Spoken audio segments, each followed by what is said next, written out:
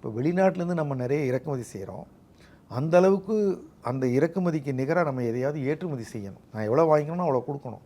நம்மக்கிட்ட என்ன இருக்குது கொடுக்க?